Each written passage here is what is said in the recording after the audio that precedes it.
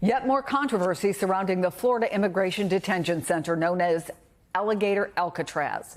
New reporting from the Miami Herald and Tampa Bay Times reveals the sequence of events that led to a 15-year-old boy with no criminal record being held there for 3 days after a traffic stop. Joining me now is Ana Caballos, who is on the byline of that reporting. Ana, tell us more about what you know about what happened there. Hi, yes, so we found that there was a 15-year-old whose name is Alexis who was arrested in Tampa on July 1st by Florida Highway Patrol troopers, who was later transferred to the custody of federal immigration authorities and later sent to Alligator Alcatraz. We were able to talk to his father, who said that he did not hear from his kid for 3 days while he was in the detention center, but when he got the phone call, he was told by his kid that he had been scared about being separated from a group of adults. He had been in a car. He was riding as a passenger in that vehicle.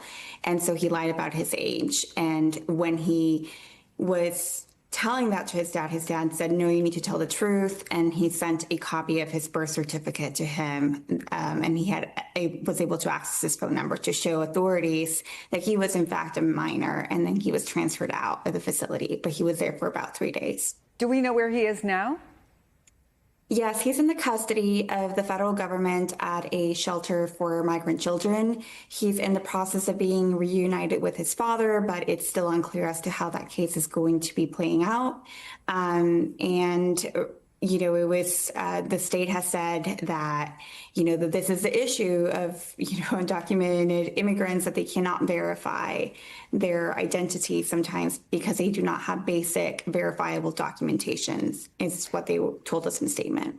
Yeah, I mean, the DeSantis administration doesn't deny that this happened. A spokeswoman for the Florida Division of Emergency Management told you, quote, while at Alligator Alcatraz, an individual disclosed they had misrepresented their age upon arrest to ICE. Immediate action was taken to separate and remove the detainee in accordance with federal protocols.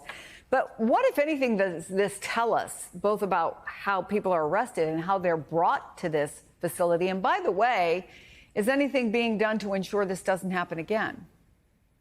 Right. So that's the big question that is looming over this entire case. The father told us that his son, there's an attorney who's interested in representing the son in this manner, but there is really no indication as to what the state is doing in response to a minor having ended up at the detention facility. We did ask the state, if once you found out, it seems like, based on their statement that they corrected the matter, but there is really no clear idea as to what they're doing moving forward as to how they're going to be verifying the identities of immigrant detainees who end up at that facility. And what documentation, the question is, if the dad hadn't shown the birth certificate, would the child still be at Alligator Alcatraz? What is the process for verifying not just the identities, but the ages of the individuals who are being held there, who, by the way, is a facility that is being pitched by the state and federal government as a facility where they're supposed to be quickly processed for deportation. So if the idea is for detainees to be there on a temporary basis and deported quickly, how are they ensuring that the identities are being confirmed? Ana Caballos, much more reporting I'm sure you will do on this. Thank you.